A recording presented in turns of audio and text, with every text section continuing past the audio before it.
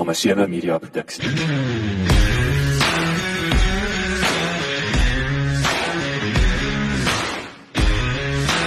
Welkom by die Klipkouers Potgooi reeks waar ek gereeld gesels met entrepreneurs en impakmakers ten einde die beste praktiese advies met jou te deel. Ek is jou gasheer, Jacques Passon. En onthou om na ons nuwe besigheid van landbou potgooi reeks, genaamd Boerpot, te luister. Laat die wiele rol. Die mens is nie veronderstel om 'n gevangene van 'n vooraf bepaalde stel keuses te wees nie, aangesien die toekoms 'n magdom van uitkomste bied. Aldus Dr. Kobus Oosthuizen, dekaan van die Millpark Business School in Johannesburg. Kobus is 'n deskundige op die gebied van leierskap, entrepreneurskap en strategie. Die voltooiing van sy MBA aan die Noordwes Universiteit se besigheidskool, Kobus se horisonne dramaties verbreek en die droom om 'n besigheidskool te lei en 'n agent van positiewe verandering te word, laat posvat. Hy glo dat die leermeester self meer leer wanneer hy ander leer en dat jy blote ontdekkingsreis fasiliteer wat ook jou eie intellek strek. Lekker leer en lekker luister. Kobus, baie welkom. Vertel ons 'n bietjie meer van jouself. Waar het jy groot geword? Die paadjie wat jy gestap het tot waar ons nou hierso gesels. Sjoe, Jacques, dankie vir die geleentheid. Ek gaan jou 'n vinnige oorsig gee. Ek is in Vanderbijlpark gebore en daar ook dan begin skool gaan, laerskool en my pa's toe met hoërskool is ons toe Newcastle toe daarna. Daar het ek ook nog laerskool en toe hoërskool gegaan en daarvan af is ons Johannesburg toe. En hier in Johannesburg, by Florida Hoërskool het ek ook met my matriek toe uiteindelik klaar gemaak. En vir my era op daai stadium het ek toe ook 2 jaar diensplig gaan doen. En in die proses, my ouers ook verhuis weer na Welkom toe. En ek het daar in die mynwese begin as 'n learner official. En wat is 'n learner official? 'n learner official is nou wat hulle sou sê 'n leerling mynbou amptenaar. Nou, dit is die ouens wat nou beoog word om eendag nou jou skofbaas en mynkapteine en ondergrondsbestuurders en daai tipe ouens te wees. So jy gaan nou hierdie opleidingsprogram deur waar jy tyd spandeer by elke liewe departement wat op 'n myn is, jy weet, soos van sampling, surveying, die ventilasie, mynbou self, ensovoorts, tot menslike hulpbronne, elke funksie wat jy aan kan dink wat binne in die mynbou plaasvind.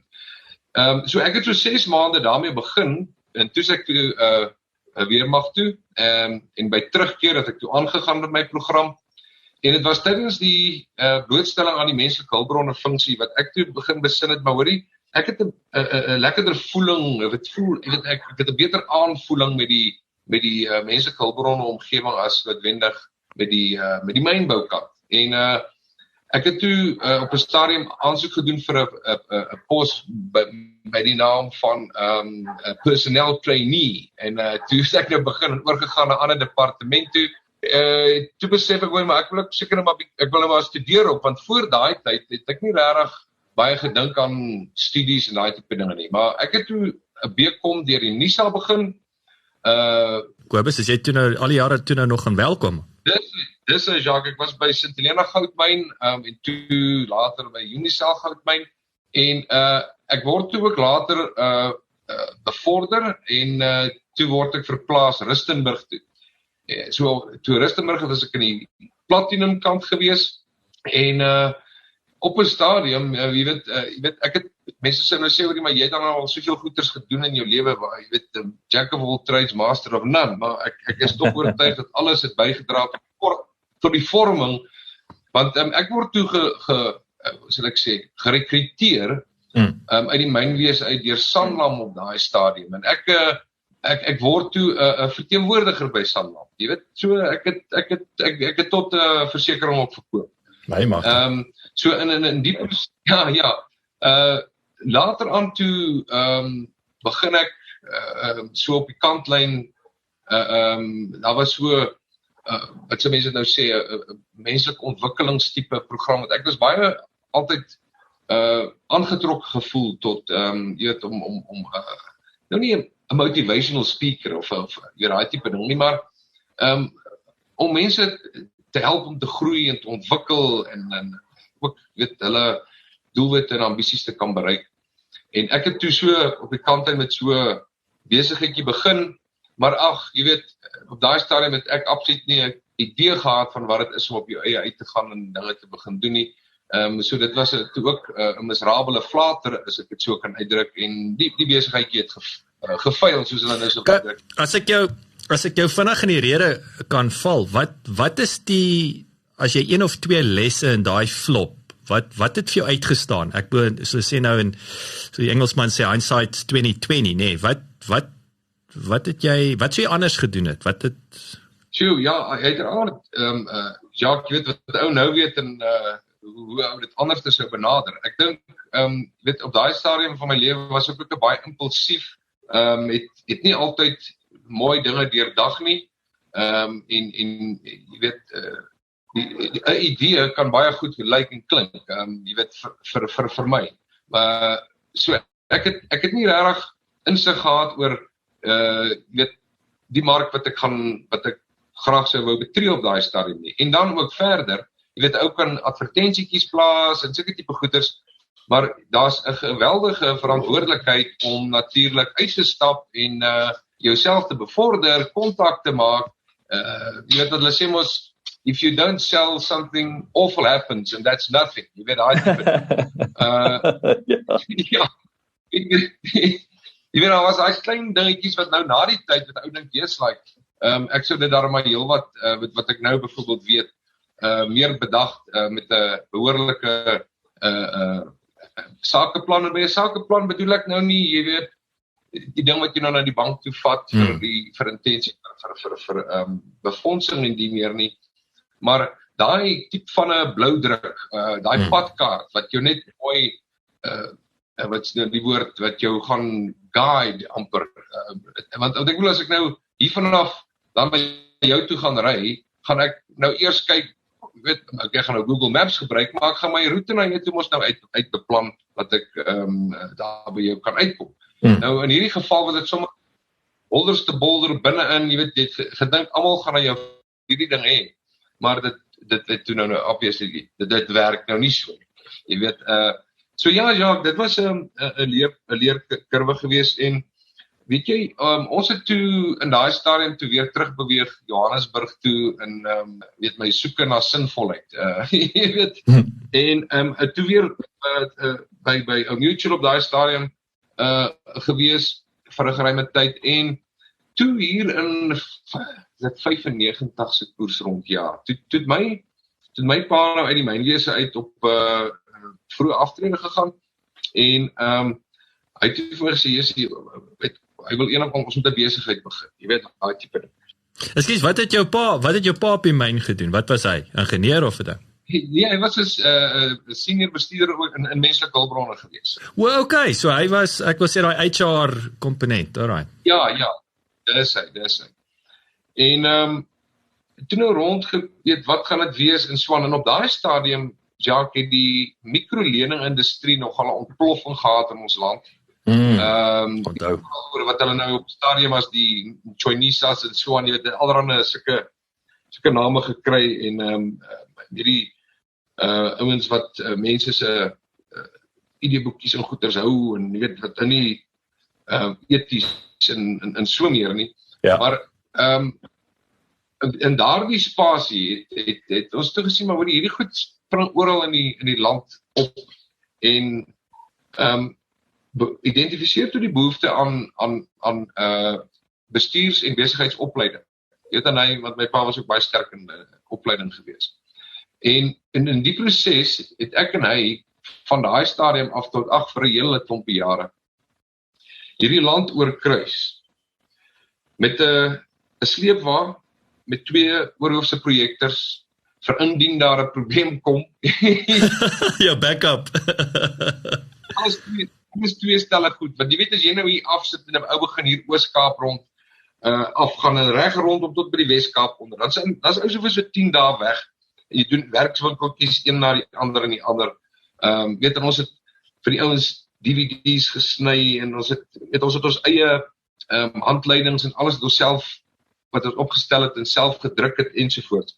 Maar in daai proses, in daai spasie wil ek amper sê, het ek toe in 2000 jaar, in 2000 is reg.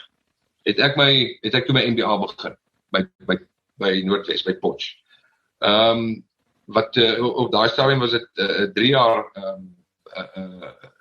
journey gewees. En die doel daarmee was om nou net ook uiteraard my eie persoonlike groei en jy weet, dis hoekom as iemand my vandag vra moet ek MBA doen, dan sal ek sê onomwonde ja. Dis 'n kort antwoord. Doen dit. Ja. Want hy het my van 'n tunnelvisie het hy my insigte verbreed na 180 grade jy weet oorsig en insig as ek dit so kan uitdruk. So dit het my regtig my horisonne verbreed, dramaties. En die voordeel daarmee ook is dat soos jy nou mos leer, kan jy begin jy prakties toe te pas en uit toets en eksperimenteer en ensovoorts wat toe ek nou ook weet kon toepas en dit wat ons in ons familie opset gedoen het. Maar ek het toe ook in daai proses deur 'n vriend van my by Mac Consulting betrokke geraak in so oor 'n 4 jaar periode met leierskapsopleiding by De Beers spesifiek. Hulle het so 'n leierskapsprogram gehad wat hulle uitgerol het na al die myne toe en hulle operasionele NAMDEB wat nou dit Botswana was. Al die De Beers myne in die suidelike halfrond en natuurlik plekke soos Dep Marine wat onder in die Kaap is en dis meer. Nou jy weet, een van my persoonlike filosofie is dat die Engelse uitdrukking dink ek is iets van die teacher leer meer wanneer weet oor goed is wanneer jy nou ander leer want jy kry soveel terug. Ek sê altyd vir mense ek is die rykste ou in die kamer want weet jy elkeen van julle bou in my lewe in. Ek is ou een ou wat nou hier 'n journey gaan fasiliteer met julle, maar julle individuele ervarings en blootstellings en wat nou saam in hierdie gesprekke na vore kom, dit alles bou weer op my. So dit was 'n fascinerende pad wat ek toe ook geloop het. En weet met dit het die voelers toe nou 'n bietjie weet ook verder begin uitgaan en geleenthede gekry om ook nou 'n bietjie konsultasiewerk te doen veral meer in jou in die SME omgewing. So ek het byvoorbeeld betrokke geraak by 'n inisiatief daar in Tsanin omgewing, Augubus Kloof, wat met jong mense so gap jaar gedoen het, wat ek toe ook so toe nou 'n bietjie met entrepreneurskapsopleiding vir die jong mense, so 10 dae program met hulle gehad. Ag jy weet ek het 'n bietjie mense wat in die wildreservaat daar in ander kant, dis Madikela, ook die geleentheid gehad om bietjie daar te kon konsulteer. Ag en 'n paar van hierdie en ook soos byvoorbeeld die telekommunikasie. So ek het in 'n paar industrieë toe nou ook bietjie jy weet verder maar my merke opgetel, jy weet in die proses het nou 'n paar TNP's nou ook gekry, jy weet. wat is die ek wil, dit klink dalk nou 'n simpel vraag, maar jy weet, jy het nou, ek was jou tande geslyp in mynbou, klink amper soos 'n eerste liefde in baie opsigte, en van daar af spring jy toe na SME's toe, so daai kursus in Swan, wat was daar daadwerklike, as ek kan sê, wat is weer eens 1 of 2 goed wat jy net kon opmerk dat van 'n koöperatiewe omgewing of opleiding koöperatiewe omgewing versus opleiding meer op SME vlak, is daar iets wat uitgespring het? Weet jy, mense bly mense. En konteks is die dit is differentiator, die verskil. So die kleiner organisasie het in 'n mate ook dieselfde vreugdes en joys and sorrows as ek dit so kan uitdruk as die groot korporatiewe mense. Ek dink vanuit en jy weet as ek nou moet vergelyk kom ons gebruik die voorbeeld van die De Beers konteks versus kleiner organisasie waar daar byvoorbeeld minder as 10 mense werk. En in die kleiner instansies is dit baie meer persoonlik en naby, uiteraard. Hulle laat jou dieper toe. In die korporatiewe omgewing, want jy gaan nou van een operasie na die ander myn en so aan. Jy weet jy daar met 'n groepie mense te doen, wat jy vir 3 dae periode mee te doen. Jy weet so, hulle het hulle personal development plans en sovoort dat hulle nou werk daarna, maar dan raak dit 'n interne ding. So ek dink die verhouding met die SMEs raak baie nouer. En so, behalwe dat hulle jou, ek wil amper sê, dieper toelaat in hulle belewing in, is daar ook die verhouding wat gebou word, is iets wat daarna nog voortduur, jy weet, wat maak dat hulle soms ook weer terugkom en so aan. So, maar dit is vir my primêr waar die verskil kom. Maar jy weet my blootstelling in mynbou, wil ek daarom net byvoeg. Jy weet, dis waar jy nou vir die eerste keer ook kultureel, behalwe nou in die weermag ook, maar kulturele blootstelling en ander kulture blootstelling kry. En dit al daai goedjies is vorming en so meer. Jy weet, tot dit waar 'n ou vandag is, dink ek in 'n groot mate is daai lewenspad wat jy gehad het, en dit wat jy aan blootgestel was, die mense wat jy leer ken het, die verhoudinge wat gesluit is. So, weet, ek dink 'n mens is ryk wat aan sosiale kapitaal, jy weet, nie net altyd in finansiële terme nie. Ja. En daai proses hoe ou ook, jy weet, tot waar ek nou, jy weet, as ek vandag nou terugkyk, dan sien jy mos nou, hoorie, waar ek die stupidste goed gedoen. Jy weet, die stupidste foute. En, maar dit, ou moet daardeur lewe, want dit is waaruit ons leer ook, die karakter bou en so meer. Maar Jacques, so, ekskuus, ek het ook in daai stadium besin, hoorie, nee, maar as ek nou hierdie konsultasiewêreld gaan rondbeweeg, jy weet, moet ek ook daar nou my eie persoonlike brand, moet ek ook nou 'n bietjie meer 'n boost gee, en dis toe ek ook besluit het om 'n PhD ook by in Noordwes te doen, en wat toe nou weer 'n verdere fantastiese, vir my persoonlik, wat dit 'n journey, ontdekking, wat wonderlike ontdekkingsproses was. En jy weet nou veral omdat dit nou, weet, in die filosofie ook begin ingaan en so aan, net om dit, en nog verder ou se kop 'n bietjie te strek en te rek, jy weet. En dit was vir my fantasties. So, en weet jy, toe, met ook maar deur kollegas en mense wat jy mee werk, kry ek toe die eendag 'n telefoon oproep, wat my vra, hoorie, sal jy dalk belangstel om human resources strategies te doseer by Milpark Besigheidskool. Nou, jy weet, nou gaan jy van korporatiewe opleiding na meer gestruktureerde, hooropvoedkundige instelling tipe omgewing. Maar, omdat die MBA nou 'n baie praktiese tipe ding is dit meeste ouens wat doseer op MBA's, kom uit die industrie uit in elk geval. Weet jy, en dit het toe, ek sê toe, ja, jy weet, absoluut, dit sal fantasties wees, en ek het toe nou begin, om toe deeltyds toe ook te doseer, wat toe nou 'n verdere boublokkie is in hierdie groeiproses van my as 'n individu. En dit was 'n jaar of wat later, toe kom daar 'n geleentheid, hoef ek nie dalk voltyds nie, weet, maar nou is tog ek myself, weet jy, ek is al 12 jaar op my eie, weet, in 'n mate, op daai stadium. Ja, ek wil sê, as jy nog employable. Ja, absoluut.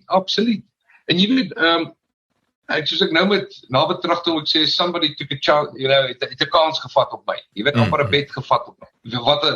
Wat hulle gesien het op daai stadium, jy weet, ek kan nou nie vir jou sê dit was hy is 'n nice ou nie, jy weet, dis nie nice ouens doen nie noodwendig die regte job nie. Ja. En weet jy, ek het dit toe lank oor dink, en ek met Louisa, met my vrou ook baie daaroor gepraat, en sê, weet jy, miskien om nou weer in 'n spanstruktuur betrokke te raak, en jy weet, hierdie is iets niets, en ek hou van 'n nuwe uitdagings en so meer, en Wirintie, ja, daartoe vat ek, en Jacques, stap toe sommer in daai proses as op wat is nou deputy director vlak in hierdie akademiese spasie. En liewe land, my leerkurwe is was soos 'n hokkiestok. Jy weet, ek daar was daar wat ek by die huis gekom het en gesê het, wat het ek gedoen? Jy weet, wat het ek gedoen? Jy weet, danksy Louisa wat die ondersteuning daar was, het byt vas, jy weet, dit is jy moet deur die meule gaan, jy moet deur die vage vuur gaan, jy weet, daai tipe ding, dit is deel van hierdie proses. Maar wat het daai pyn veroorsaak? Was dit die 12 jaar van jou eie ding, skielik 9 tot 5, jy weet, jy moet nou konsensus kry aan 'n mes oortuig. Wat het daai, ek wil sê, wat was die bomskok komponent?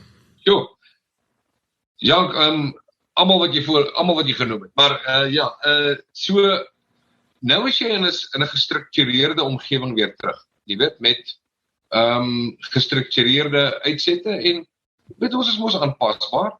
Maar jou en ek bedoel nie vryheid in die woord van noodwendig maak wat jy wil wanneer jy wil soos jy wil nie. Maar jy sal ook weet dat jou keuses of wat jy uitoefen is in 'n mate dan op jouself. Maar nou is jy in 'n konteks waar jy weet, en dis van die dinge in die begin wat gebeur het waar ek besluite sou geneem het sonder om noodwendig die aanvaarde protokolle te volg. En dan jy weet, ask for forgiveness and then for permission. Absoluut. Jy weet, so bietjie van Maverick en so meer. Maar jy weet, dit was nie sulke gedrag was nie met slegte intensies nie. Dit was maar die manier hoe het 'n ou mos nou ekskuus vir die vreeslike Engelse woorde, maar die manier hoe jy nou gewire is op 'n manier, want dis nou uit die konteks waaruit jy uitkom. En gewis dit was deels, maar nou moet jy ook in hierdie hooropvoedkunde is daar regulatoriese goeters en daar is jy weet beleide en praktyke en sulke tipe goed wat 'n ou moet leer wat jy weet met SAQA en die NQF en level descriptors en jy weet die kwaliteitsversekering binne so jy weet wanneer nou op jou en dit in jou eie konteks doen is nie dat jou standaarde laer is nie want 'n ou stel baie hoë standaarde aan jouself. Ek bedoel ons eie studiemateriaal man, dit was van top kwaliteit en dit klink of ek nou brag, jy weet, maar dit is ons was trots op wat ons gebied het aan die mark op die stadium toe ek in ons familiebesigheidjie was. Maar so daar was baie wat ek moes leer, né? In 'n korporatiewe omgewing, jy weet, jy kan die materiaal of die goed wat jy gebruik hoef nie ergens geakkrediteer te wees of wat ook al nie, want dit is mos maar riglyne om mense te fasiliteer deur 'n proses van ontdekking en so meer. So ek moes baie vinnig baie leer oor 'n industrie wat ek nie geken het nie. Maar nou, miskien net 'n bietjie backtrack soos die Engelsman sê. Toe ek my MBA gedoen het, my ervaring op daai stadium was toe ook van so aard dat die gedagte by my toe opgekom het, weet jy, ek dink dit sou daarom 'n lewensdroom wees om 'n direkteur of 'n dekaan van 'n besigheidskool te word. Jy weet? Nou, maar hoekom was dit wat het daai droom of wat was vir jou lekker seksie aan dit? Ja, so jy weet, miskien op daai punt met die insig wat ou het, is mos maar die inligting wat jy het en kan lees. Jy lees oor die besigheidskole en dan lees jy nou in die pers miskien oor 'n artikel wat die direkteur of 'n dekaan van 'n besigheidskool geskrywe het, of jy lees oor iets met Stanford en Harvard en al daai tipe dinge.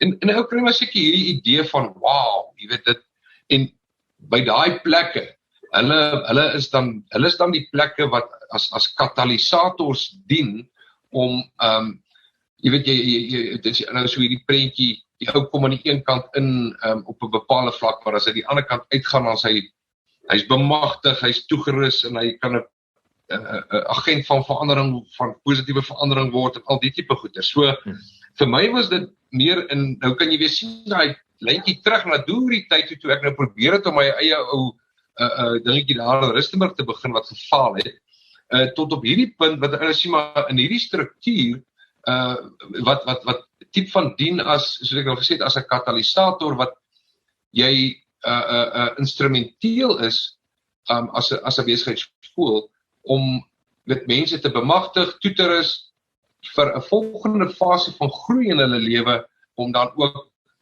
positiewe agente van verandering te word in die wêreld. So dit was tipe van waar daai Jacques, ek het nou daai ambisie dan nou en dit was maar op daai stadium moet ek maar sê, was maar meerendeels 'n droom, jy weet. En so ek het nie daarna nog noodwendig doelbewus in daai rigting gewerk nie, miskien meer subtiel, want jy weet as ou nou jy bietjie ook jou eie dinge doen, dan stuur jy ouens nou maar jou CV na 'n paar plekke toe sê, hoorie, ek is nou hierdie ou en ek sal nogal hou daarvan om bietjie deeltyds klas te gee op hierdie en daardie ding, jy weet, entrepreneurskap en strategie en so meer.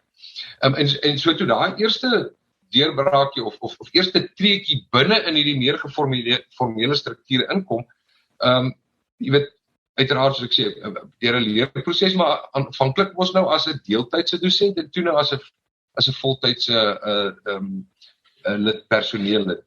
En in daai ruimte toe nou baie geleer. En weet jy, as ek nou terugkyk oor nou 13 jaar later, vandat ek nou amptelik voltyds by die besigheidsskool begin het. En dit was 'n fantastiese proses van groei. En die geleenthede wat daarmee ook gepaard gegaan het, wat ek anderzijds dalk nou nie sou gehad het nie, né? Jy weet, verdere ontwikkeling, byvoorbeeld ek het op 'n stadium, ek dink 2015, toe Harvard hulle eerste aanlyn program lanceer, toe weet ek in daar, en ek het toe Disruptive Strategy saam met Clayton Christensen gedoen, wat ook 'n fantastiese 6 weke groeiproses was. Man, dit was fantastisch, ja. Tyd vir 'n het jy geweet insetsel. Die Disruptive Strategy kursus wat aanlyn aangebied word deur die Harvard Business School, beslaan 30 tot 35 uur van stof wat deur Clayton Christensen ontwikkel is. Christensen is 'n professor in besigheidsadministrasie aan die Harvard Skool, waar hy een van die gewildste lesings van keuse vir tweedejaars studente, Building and Sustaining a Successful Enterprise, aanbied. In 2011 meningspeil is Christensen aangewys as die invloedrykste sakedenker ter wêreld. Disruptive Strategy stel 'n mens in staat om innovasie te laat realiseer, en die kursus rus jou toe met die nodige vaardighede om op uitvoerende vlak strategie te ontwikkel en innovasie te organiseer.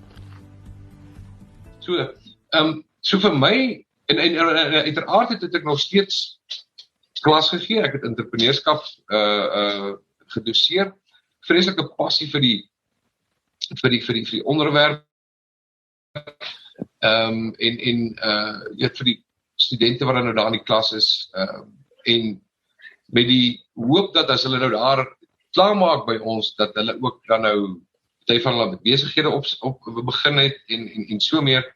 Ja, en een voorbeeld, ek dink nou onlangs ons het studente wat in 2012 by ons klaar gemaak het, 2 van hulle. In die tyd het hulle kontak behou, en een van hulle is in Australië, maar hulle het nou 'n platform, ander sosiale platform tipe ding begin.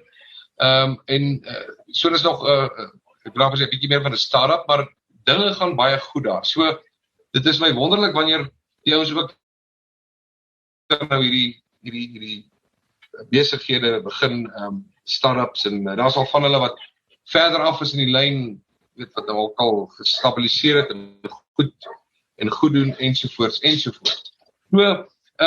So, op 'n manier dalk onbewuslik, het ek toe nou uitgekom by daai, noem dit nou maar daai droom, om dan nou 'n hoof van 'n bestuurskool of 'n sakeskool te word. Uiteraard, jy weet jou administratiewe take en bestuurstake, ek moes op 'n stadium so 'n paar jaar terug, moes ek my toe nou begin onttrek ek kon net nie meer my kapasiteit, ek kon net nie meer by alles uitkom nie, so ek doseer nou nie meer noodwendig direk nie, af en toe sal ek nou 'n webinar doen, of 'n gas, as 'n gasdosent by van ons studente en so meer. Maar ja, Jacques, so dit is, ek het jou nou so tipe van op 'n snelle oorsig gevat, en ek het dalk hier en daar, jy weet, ietsie gemis, maar miskien kom het uit soos ons verder gesels. Ja, ek is vir jou baie vrae, Kobus. Jy het 'n klomp goed hierso. Ek maak notas. Ek wil sommer wegspring, jy weet waar ons nou geëindig het of aansluit, wil ek sê. Is die jy gepraat nou die ouetjies van 2012 se klas wat nou vir die start-up het. Is daar, ek vra so, want dit voel vir my as jy gaan kyk na Harvard byvoorbeeld of jou Ivy League universiteit of besigheidskole, dis duidelik dat die inhoud van die kursus is ek wil amper sê die minste belangrikste. Dit is amper die netwerk wat het sy daai klasmaats, die verhouding met die dosent as mentor. Ek weet van, ek dink een van daai Harvard professors is ek weet nie hoeveel besighede is hy betrokke by self en aandeelhouer en what have you nie. Hoe is dit voel vir my 'n besigheidskool is nie sy sout werd is hy nie daai bragging rights het in terme van startups, die netwerk van sy, weet waar is sy alumni ensovoorts nie. Hoe lyk die dinge daarso? En ek sê, hoe word, nommer 1 is daar nog sulke voorbeelde, maar meer belangrik, ek weet nie wat die Afrikaans is nie, hoe nurture julle daai netwerk om seker te maak dat, ek wil amper sê julle bly naby aan die private sektor in daai opsig?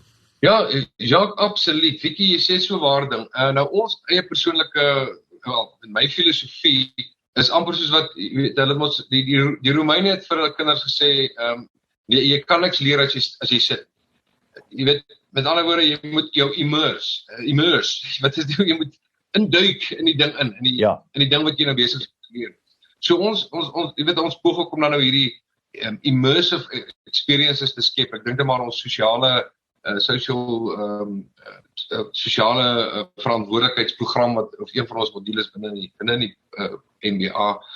Maar jy weet, my persoonlike beskouing is dat dit wat ons moet probeer doen en na strewe is om al drie die modes of learning wil ek amper sê. So die hart, die hande en die kop moet al drie skies tog vir al die Engelse woorde, maar moet betrokke gemaak word in hierdie proses. So ek kan nie sit en net in 'n boek lees oor hoe ek moet swem nie, of ek kan nie net sit in 'n YouTube video kyk hoe ou swem nie. Ek kan die strokes en ek kan notas maak, laat dit fonds.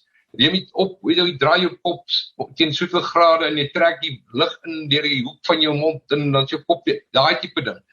Maar genade, die enigste manier is hoe ek werklik gaan leer swem, is as ek moet in die water ingaan, jy weet, en na gaan ek probeer om nou hierdie teorie wat ek nou aan blootgestel was, sê, jy weet, hier so sukkel ek sluk hier water en ek skop hier verkeerd, maar dan doen ek dit meer en meer en ek leer, ek word beter. So dit is die toepassing. Maar, so wat jy sê, 'n skool wat in my beskeie submissie, is dat, as 'n mens nie die hart en die hande en die kop alles betrokke maak in 'n proses nie, dan dink ek verlore wat 'n ou voor beoog om te wil uitkry uit die program uit. Jy weet, iemand het een keer gesê, iemand wat ek ken in Tanzanië, dat hy het eendag gesê, weet of ons weet wat is die langste afstand in die universum. Nou dink jy onmiddellik aan sterrestelsel, jy weet. En hy sê doen nie, die langste afstand in die universum is die distansie tussen die kop en die hart. En dit was nou maar 'n filosofiese beskouing, want jy weet, ons loop met kopkennis rond, maar magies, jy weet, wanneer kom dit nou by my hart uit, wanneer dit wat ek sê, of skryf, ja, ek is verbind tot hierdie etiese, jy weet, tot etiek en daai tipe dinge, maar hoe lyk my gedrag, hoe lyk my, dit wat ek doen, my handel, jy weet, my wandel, en my praat en so meer.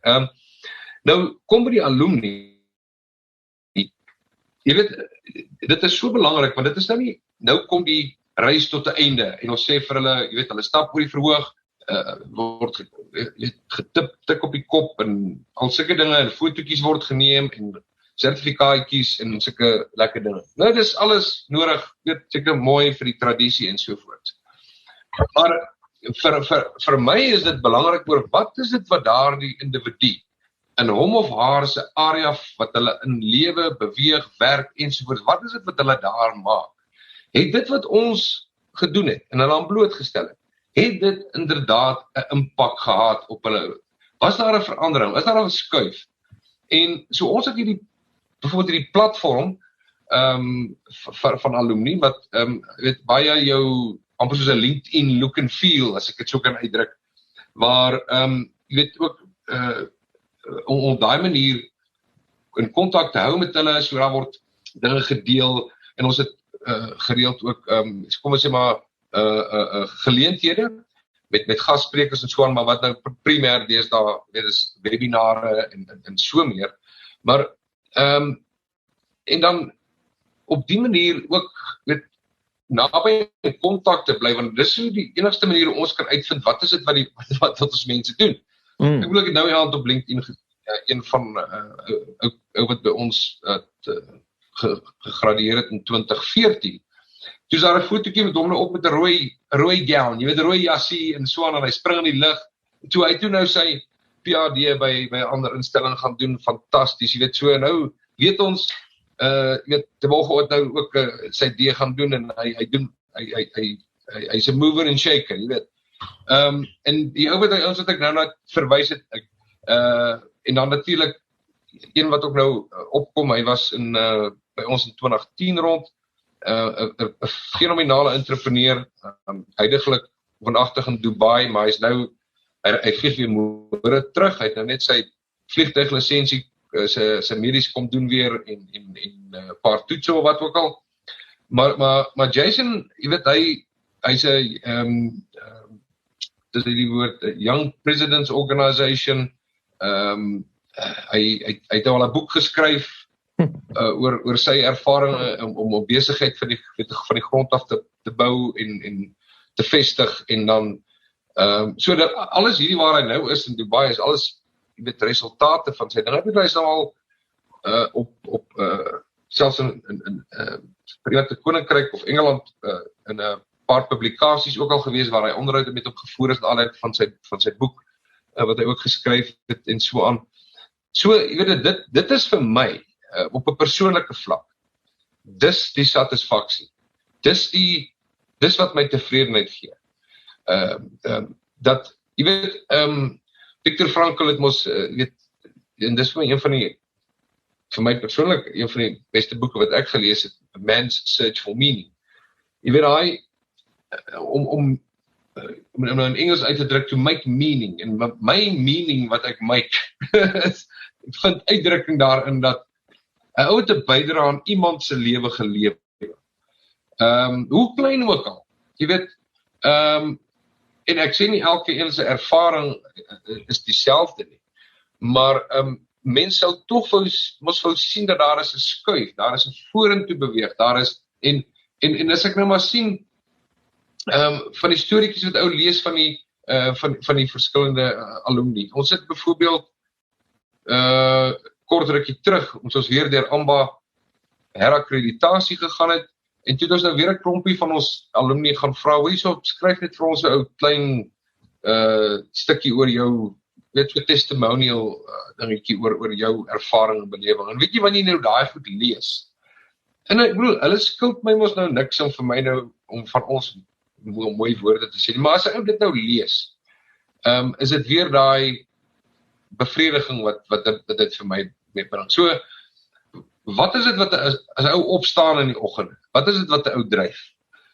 Nie die administrasie en jy weet, die papierwerk, as ek dit so kan sê, of die bestuur, of daai tipe dinge nie, maar dit is nou deel van my realiteit, en maar dis die ding waarna ek nou verwys het, hierdie alumni, wat sulke fantastiese dinge, jy weet, dit raak amper soos, ja, ek weet, is jou kinders mos nou goeie dinge doen, en hulle vaar goed, op wat se gebied jy ook al, wat nou sport, en of dit nou akademie, of kultureel, of wat ook al is. Dit maak ons 'n pa se hart bly, jy weet. So, voortgelyk, as studente, of mense, wat deur ons stelsel dan nou beweeg het, as ek dit so kan uitdruk, dit maak my bly. Ek dink wat vir my uitspring, Kobus, van wat jy sê is en hierdie is net my perspektief, histories, sal ek sê, en selfs nou, het voel vir my, jy weet, ek wil sê back in the day, jou akademikus, is amper 'n cushy job gewees. Jy weet, hy gaan doen die ding en hy sit daar en hy vlieg rond en of hy nou ontwikkel, dalk 'n artikeltjie per jaar skryf en gat hy. Jy weet, dit is soos ek sê weer, 'n cushy job. Aan die ander kant voel dit vir my in die 21ste eeu en veral in Suid-Afrika, daar's ouens hou net aan swat. Hy kry 'n job nie en dan eventueel stap hy uit met sy PhD en nou jy weet, nou het hy geleenthede, of dis raak ook 'n cushy job, en wat vir my uitstaan van jou, wat jy hierso sê, en ek dink dit is wat die beste skole, besigheidskole en natuurlik die mense wat daar betrokke by is, het sy die dosente of die ouens wat dit bestuur, het werklik 'n passie om 'n verskil te maak, werklik. Dit is soos, jy weet, dis een onderwyser wat, weer eens, dis die maklikste job wat hy kon kry 20 jaar terug, versus die persoon wat 'n absolute passie het om my kind te ontwikkel. Dis my net so duidelik hoe jou die menslike hulpbronbestuur komponent, jy weet, is 'n goue lyn wat dwars deur getrek word, wat jy besorgd is of jy wil mense verbeter. En natuurlik het jou hande vuil gemaak in entrepreneurskap. So, en ek dink dit is 'n absolute sukses resep. Veral as ek dink is 'n besigheidskool as jy wil voort bly bestaan in die volgende 10 tot 20 jaar. Jene, ja, ek bedoel die uitdaging om relevant te bly, dink ek is redelik baie is sterk op wêreldwyd op besigheidskole se agendas, jy weet. En jy weet, om 'n voeling te wees met die regte wêreld, wil ek amper sê. Want hier is ons nou nie op 'n eiland, jy kom na my eiland toe, en ons het hier so nou lekker tye en wat ook al, en dan hoor of na tydjie, dan gaan jy nou weer terug vasteland toe en gaan doen julle ding. Maar dit is om so naas moontlik ook in die loopgrawe te kom, as ek dit nou so kan uitdruk. So, jy weet, plaaslik het ons nou die vereniging, wat al die sakeskole ook aan behoort, wat 'n baie waardevolle rol ook vervul, wat ons met tye ook saam, jy weet, van die uitdagings van die tyd bespreek. En iemand het die woord co-opetition gebruik. Jy weet, so alhoewel ons in kompetisie dalk is met mekaar, is daar weliswaar 'n plek en 'n vlak waar vir die behoud van bestuursopleiding in ons land en die impak wat ons wil hê dit moet maak om met mekaar te verkeer en om, as ek nou kan sê, met dinge soos best practice uit te ruil en ek moet vir jou sê, daar is 'n openhartigheid onder die meerderheidsskole. Weet, ouens deel hulle ervaring, want ons kan by mekaar leer.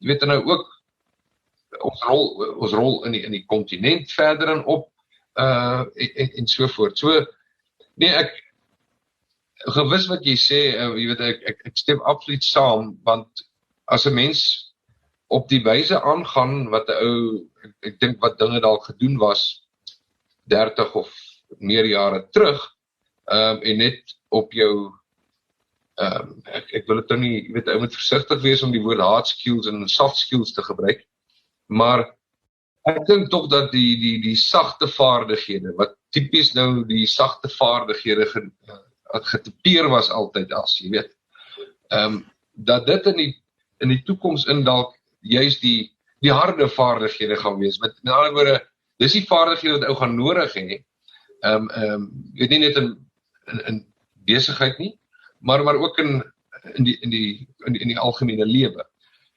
Jy weet, ons almal sê byvoorbeeld, jy weet, ons bevorder kritiese denke.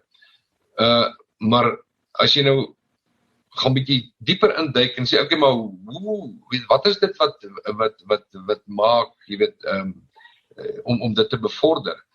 Nou, jy weet in ons eie omstandighede is weer eens terug na die opinie toe dat wanneer jy mense konfronteer met die realiteit, wat hy voorheen nie aan blootgestel was nie. As jy vir die eerste keer in 'n plakkerskamp byvoorbeeld kom, en binne in so 'n sinkhuisie ingaan, en gaan sit en gesels met die mense daar. Ek weet, dit is 'n kultuurskok eerstens vir die individu, want hy sit op die soveelste vloer van maatskappy X hier in Sandton. Ek weet, dit is sy realiteit. En minder as 10 kilometer van waar af van 'n werk, is hierdie ander dinge besig om uit te speel. En wat is my rol as individu binne in die groter prentjie? En jy weet, ek dink die kwessie van verantwoordelikheid of verantwoordelike bestuurspraktyke, maar om daarby uit te kom, ook praat van verantwoordelike bestuursopleiding. So die verantwoordelikheid vir besigheidskode is beduidend. Jy weet, jy kan nie nou maar net so hier as die Engelsman sê, so skiem oor die funksionele vaardighede van bemarking en operasioneel en finansies en menslike hulpbronne, strategie en daai tipe dinge nie. Hier is ons nou ander dinge wat binne in daardie noem dit maar daai vakgebiede, hoe trek jy, hoe bring jy die regte lewe by mekaar, by daai dinge uit, en hoe integreer jy al daai verskillende dinge, want ek bedoel, dis tog mos wat die MBA ten doel het, is om jy weet, meer algemene strategiese bestuursvaardighede te bevorder, en nie noodwendig 'n spesialis of 'n CA te maak uit iemand uit nie, maar 'n algemene bestuursvaardighede te bevorder, maar met die verantwoordelikheid wat daarmee gepaard gaan. En dit wat hulle dan weer terug in hulle maatskappye, het sy in 'n groot korporasie is of in hulle eie onderneming. En jy weet, wat fantasties is, ons het al 'n mediese lui ook al gehad. Ons het, ek dink nou maar in 'n dametjie wat 'n tandheelkundige bepraktisyn is, jy weet, hoekom het sy 'n MBA kom doen? Ja, sy het 'n praktyk, sy is tegnies baie vaardig in haar nering, in haar beroep, in haar professie. Maar sy het gevoel dat sy ontbreek die vaardighede om, want dit is ook ons maar in 'n manier, dit is ons 'n onderneming, hoe hou jy daai praktyk volhoubaar? En die bydrae wat die MBA ook tot haar gelewer het om haar eie praktyk dan verder uit te bou, ensovoorts, ensovoorts. So, ja, Jacques, dit is maar 'n paar gedagtes, man, jy weet, en ekskuus, ek soos jy nou maar vra, raak ek miskien al opgewondender. En ek probeer nie daarmee demonstreer die passie wat daar is daarin nie. Maar dit is dan maar wat spontaan kom as ek nou die geleentheid gegee word, soos wat jy my nou gee om bietjie daaroor te reflekteer en bietjie daaroor te gesels. So, kom ons sê vir my, ek het vir jou so 3 vrae hierop, ek wil nou so in 1 vra. Nee, ek wil 'n bietjie Milpark se agtergrond, jy weet wat jy weet waar die besigheidskool begin, wat is daai storie, jy weet, van hoe hy begin het. Ons het gepraat oor, jy het gepraat daai, jy weet, invoeling. So ek wil graag as ons 'n bietjie kan praat oor benchmarking, weet hoe vergelyk ons besigheidskole met die groot spelers internasionaal. En dan laaste, maar nie ek wil sê amper een van die belangrikste vrae is, jy weet, julle voortbestaan strategie in die lig van inhoud en opvoeding wat al hoe meer gratis word. Nee, ons het gepraat van MOOCs, jy weet, massive, open online courses. Dis al ou nuus, meeste ouens weet, jy weet, en wat is julle strategie en denke daarom? So ja, so net die geskiedenis van die besigheidskool, jy weet, hoe bly jy relevant, hoe vergelyk ons julle met die res van die wêreld? Ek wil sê daai benchmarking, en dan derdens, hoe navigeer jy hierdie gratis, of sal ek sê freemium besigheidsmodelle? Ja. Ja, dankie vir die vraag. So, Milpark Besigheidskool self is van 1997 af aan die gang. So is dit net so bietjie oor 20 jaar. En ek het eers soos ek sê in 2008 daar betrokke geraak. So intiem met die eerste 1997 tot en met dan nou 2007 rond, ek het nou nie intieme kennis daarvan nie, maar die feit dat hulle toe nog daar was, daar dui daarop dat die dinge goed gegaan het. Maar ek moet dit ook by sê, en asseblief, ek het geen poging om 'n pluimpie vir myself te kry nie, want ek is die eerste wat sal erken, ek staan op die skouers van reëse, en dis my span. Maar jy weet, ons het oor 'n bietjie meer as 'n dekade fantastiese dinge bereik. Byvoorbeeld, daar's so jaarliks so survey wat gedoen word by werkgewers oor al die MBA en MBL verskaffers in die land. Jy weet wat mense dan nou hierdie survey oor, ek dink so 19 kriteria wat nou strek van strategiese denke tot entrepreneuriese denke en daai tipe dinge dan nou dek. Nou ek onthou die eerste keer toe ons in 2009 deelgeneem het. Toe ons nie eens in die top 10 van daai, onthou nou, dis nou net een enkele vraelys of survey, dis net een. So weet ek probeer nou nie daardie sê dit is die begin en die einde van alle maatstawwe nie. Maar oor tyd het ons toe elke jaar 'n trappie en 'n bietjie beter gevaar. Ons het op 'n stadium het ons so ek sê het ons die top 10 toe betree en ons is later toe ons begin verby, ons het met 7 en 5 en op stadium 3 gekom en Vrintie waar ons het toe nou uiteindelik ook, as jy nou in die Suid-Afrikaanse konteks nou sou kyk, tot op 'n stadium die tweede posisie uit die skole wat gemeet was, bereik, wat weet nou mense dan nou ook uiteraard baie trots op voel. Daarmee saam het ek persoonlik die doelwit gehad om AMBA akkreditasie te kry. Tyd vir 'n het jy geweet insetsel. AMBA, oftewel die Association of MBAs, is vir meer as 50 jaar reeds die onpartydige autoriteit aangaande nagraadse bestuursopvoeding. AMBA het hul riglyne en visie in 1967 neergelê en dis selfs in vandag se onstuimige onsekere wêreld meer relevant as ooit. Die AMBA-akkreditasie stel die internasionale standaard vir alle MBA, DBA en meestersgrade en akkrediteer tans programme van die top 2% van besigheidskole in meer as 75 lande. Dis die enigste lidmaatskapvereniging wat MBA-studente en gegradueerdes, geakkrediteerde besigheidskole en MBA-werkgewers wêreldwyd met mekaar verbind. En daardeur sou ons die eerste privaat bestuurskool wees in Suid-Afrika om daai akkreditasie te kry.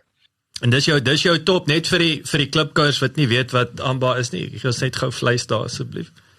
Right, dit is die Association of MBAs. Dit is een van die 3 primêre internasionale akkreditasieliggame in die wêreld. Jy kry AMBA, nou kry jy ook Equius en jy kry AACSB, wat nou meer Amerikaans is. AMBA is Brits, nee? Ja, dit is in Engeland, dit is korrek, ja. Maar dit is nou ook al iets soos, ek stout om te sê, dit is iets in die 50 jaar wat hulle al bestaan.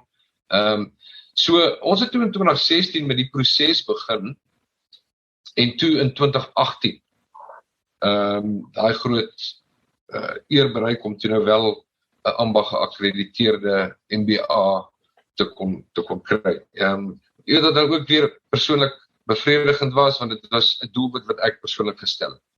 En ek het die inkoop gekry van my hoofde, hulle ondersteuning gehad in die proses. So, oor daai tyd het daar ook, omdat ons nou in 'n private omgewing is, ja, ek het deur 'n paar mergers en acquisitions ook geleef, as ek dit so kan uitdruk. En met die jongste ene wat dan nou huidiglik Stadio Investment Holdings wat Wat is die manne van Kiru? Is die Kiru manne? Ja, hy is gebore uit Kiru uit en het toe in 2017 genoteer op die effektebeurs as 'n alleenstaande liggaam of instelling.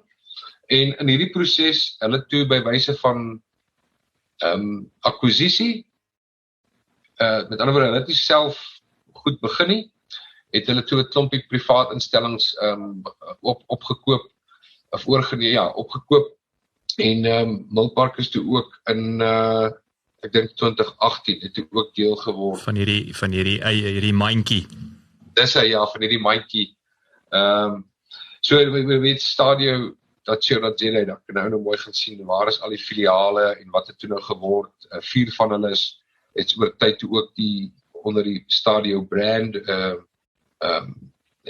Stadio Education, dis nou die opvoedkundige been daar wat dan nou en daarmee saam is daar toe nou 2 Milpark en AFDA, die filmskool wat nou nog alleenstaande is. Daar's verskeie strategiese redes daarvoor wat nog steeds funksioneer onder eie naam, onder eie registrasie, al daai. Ek neem aan as jy 'n sterk handelsmerk om mee te begin. Ja, inderdaad. Ja, so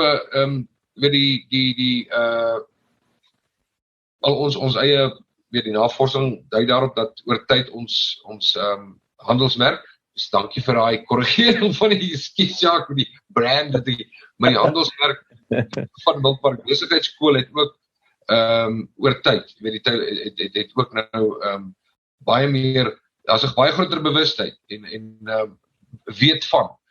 Ek bedoel, ek onthou, ek dink ek was so 2 jaar of wat daar, so wat weet, as jy vir iemand toe sê, weet Milpark sê, maar dis die hospitaal, nee. So 'n Parktown, nee. Ja. En ek weet nie hoekom ek dit weet, ek het by loopbaan by Coca-Cola begin. En hoofkantoor was in Parktown reg, ek het al verby die Milpark kliniek gereis, op die hoek. So ek weet presies waar sit hy, ja. Ja, so jy weet, ons is net aan die ander kant van by die Hertzog, is die besigheidskool. Maar hoe dit ook al sê, rondom jou vraag is hoe ons dan nou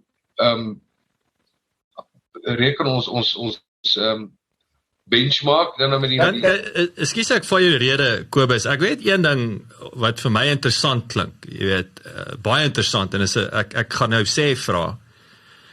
Jy weet, as 'n privaat besigheidskool, julle is oorgekoop in hierdie groep, is 'n klomp entrepreneurs. So ek wil sê wat vir my verfrissend is weer eens is julle, ek sê altyd top-down filter, nee. Maar julle top is entrepreneurs, nee. Dit is nie 'n 100 jaar universiteits, ek weet nie wat noem jy hulle, raad, board, whatever dit genoem word nie. Julle sit met besigheidsmanne bo julle, wat ek dink dit is 'n slegte ding as jy besigheidskole besit nie. Nee, verseker, Jacques, jy weet, dit is absoluut so, en jy weet, in daai realiteit, die balans tussen die kommersiële imperatief en die akademiese imperatief, weet, word ook baie mooi, ek wil amper sê, daai sweet spot, om dit te kry.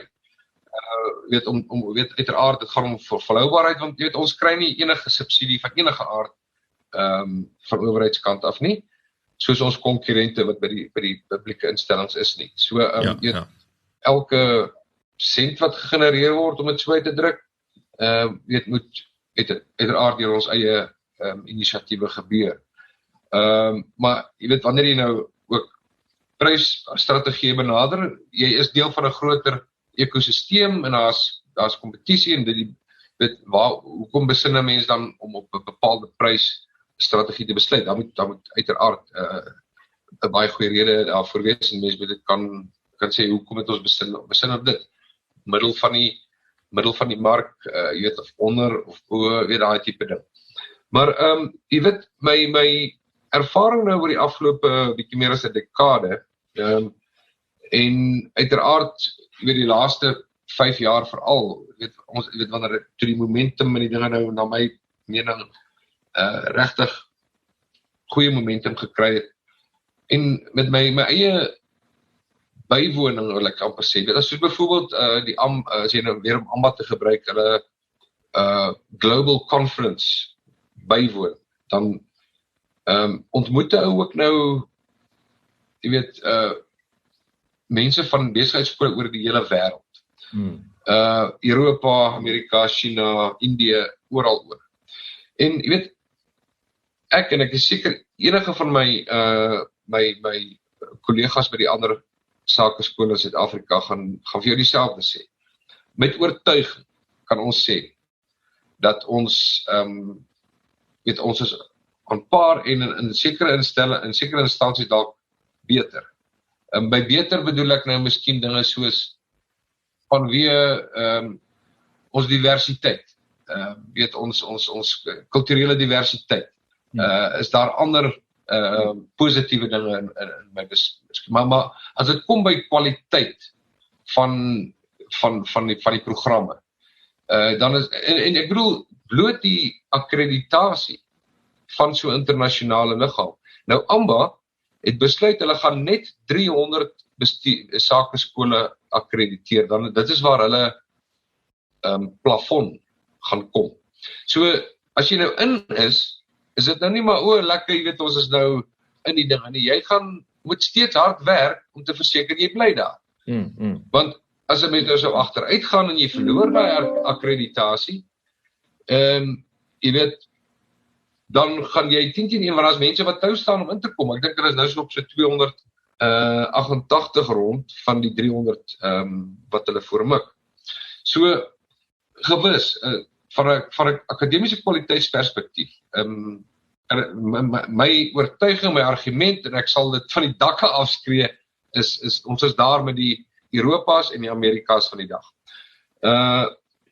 Jy weet, want baie van die ouens hier in ons land, daar's van die ouens wat selfs ook deeltyds klas gee, of by ander universiteite in ander wêrelddele ook klas gee.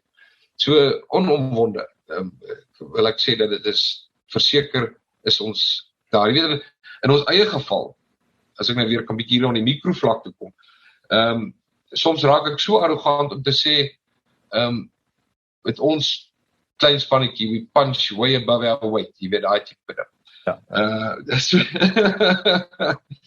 So met trots dit gesê. En natuurlik, rondom, ek dink jou derde komponent van die vraag, jy weet, hoe veg mens verniet? Hoe veg ons verniet? Ja, of hoe veg jy verniet? Hoe veg mens verniet? Dit is verniet is, ek weet nie die vyand nie, dis die game changer, nee. Inderdaad. Weet jy, ek dink dit gaan ook in die finale ontleding oor die individuele behoefte van die persoon.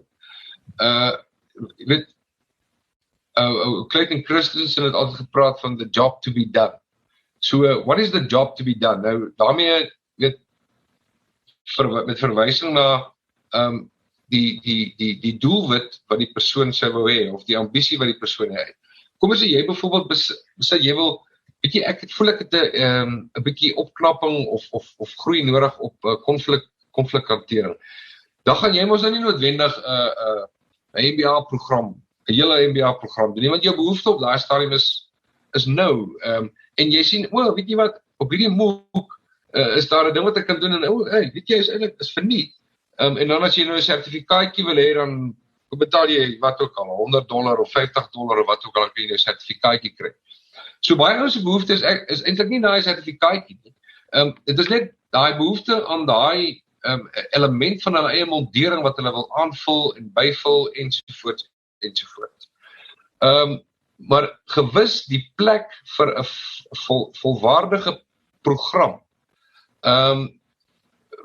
dit sal nog steeds, dit is daar en dit is behou. So ek sien nie die MOOCs en die freemiums en daai as jy weet dat die bestuurskole uit besigheid uit gaan haal. Ja, is nie direkte aanslag nie. Dit is soos jy sê, is aanvullend, wil ek sê. Presies. En dit is nou waar die bestuurskole ook dan nou moet wakker wees. Hulle kan nie maar dit net laat verbyloop. Hulle eie interne kort kursus, as ek nou die kort kursus, ja, daar moet ook vir daai stroom voorsiening gemaak word, maar dit is dalk nie noodwendig heeltemal gratis nie, maar baie mense wil ook mos maar weet, hy het te doen met 'n instelling met reputasie, ensovoort, jy weet. So, net terug te kom, kan dit nie ignoreer nie, dit sou 'n groot fout wees. En dis hoekom daar ook op die skerms van sakeskole huidiglik, weet 'n eie strategiese toekomsvisies baie gekyk word na hierdie invloed en die impak en so aan van dinge soos hierdie MOOCs en so aan, maar in steede van om te sê, hoorie,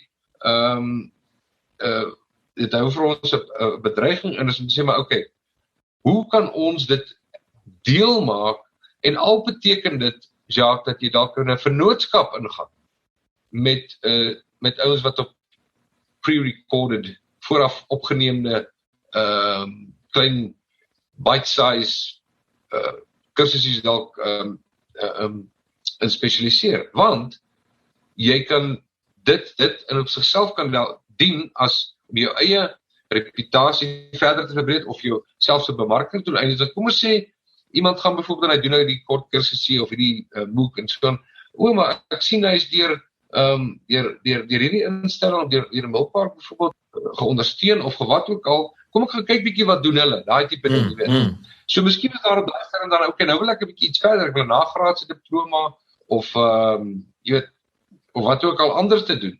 So ek dink nie dit is 'n wat is die Engelse woord vir binary of die Afrikaans vir binary nie. Ek dink nie dit is dit of dat nie. Ek dink dit is een van waar jy daarvan moet bewus wees, want dit het sy plek.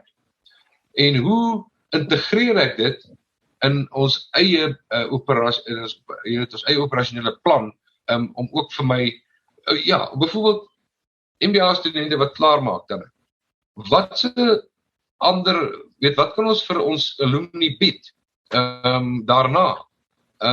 En waarvoor hulle dan nou uiteraard waar daar wel 'n premie dan aan verbind is, wat vir 'n kort intervensie of wat ook al die geval mag wees. So, Jacques, ek praat ook so half dubbelsinnig aan een kant, en as mense nou seker 'n swart blokkie trek, dan sal hulle nou seker hier in threads die MOOCs. Well, ek wil sê threat en 'n opportunity is vir my 'n dun lyn tussen die twee. Ja, so in steede van om dit net te fokus op die bedreigingskant daarvan, soos jy nou tereg opmerk, maar hoorie, wat se geleenthede is vir ons dan daar in belegaan. Jy weet, wat kan ons doen?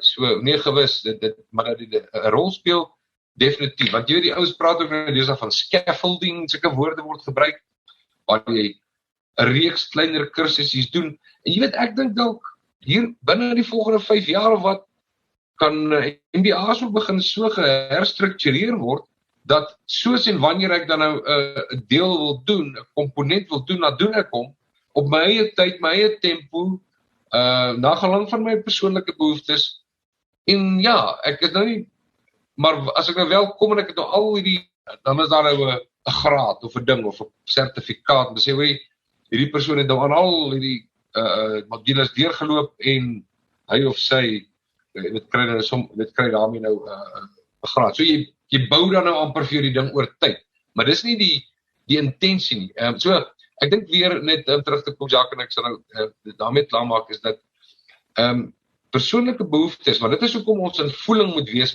met industrie. Wat is dit wat hulle soek? En ons moet ons so dienooreenkomstig posisioneer om aan die behoeftes van die kommersiële wêreld te voldoen. Of die ou nou 'n kort 4 dae intervensie soek, en of die persoon formele 2 jaar program MBA wat ook al was. Dis wat ek hoor is net hierdie, jy het nou gepraat van scaffolding wat nou mooi aansluit, jy weet, ek mens dink aan konstruksie, is net boustene, net om letterlik waar jy die hele muur moes koop, nou kan jy die baksteen een op 'n slag koop, en as jy het al die bakstene gebruik, dan het jy nou jou kwalifikasie ook sommer, maar dit is daai ek wil sê dit is customization en dan natuurlik die soos jy sê dan wat is daai behoefte op daai oomblik en net om 'n groot produk in kleiner stukkies op te breek. Presies, ja. En jy weet, uiteraard baie van hierdie dinge sal aanvanklik vanuit 'n regulatoriese perspektief dalk baie vreemd voorkom en dan gaan dalk op teenkanting oor sekere dinge wees in 'n gestoei, maar weet ontwrigting, jy kan die ontwrigters nie terughou nie. Jy weet hulle gaan Ja. hulle sal 'n pad kry en hulle gaan dit eksploiteer. En dit is juist ons moet liewer self 'n ontwrigter wees as om die gevolge te dra van wat ander ontwrigters veroorsaak het. Ek hou daarvan, ek dink daai is 'n baie goeie afsluiting. Ontwrig of jy sal geontwrig word. Verseker. Kobus, verskriklik dankie vir jou tyd. Dit was baie lekker om jou te gesels en net 'n bietjie dieper te delf in hierdie ding wat 'n besigheidskool is. En ek weet baie sterkte vir hierdie laaste, ek wil sê die pylvak van die jaar. Ja, baie dankie. Dit was 'n groot voorreg en 'n vreugde om bietjie met jou ook te kon gesels en net die jy weet, ek wil maar sê toe om in 'n ontspanne atmosfeer net so 'n bietjie 'n storie te vertel en hopelik is daar ou ietsie hier of daar wat die luisteraars dalk kan saamvat of verder voortopbou en verbeter. Baie dankie hoor. Nee, definitief, dankie. Daar was 'n hele paar stukkies goud geweest. Baie dankie daarvoor, Kobus.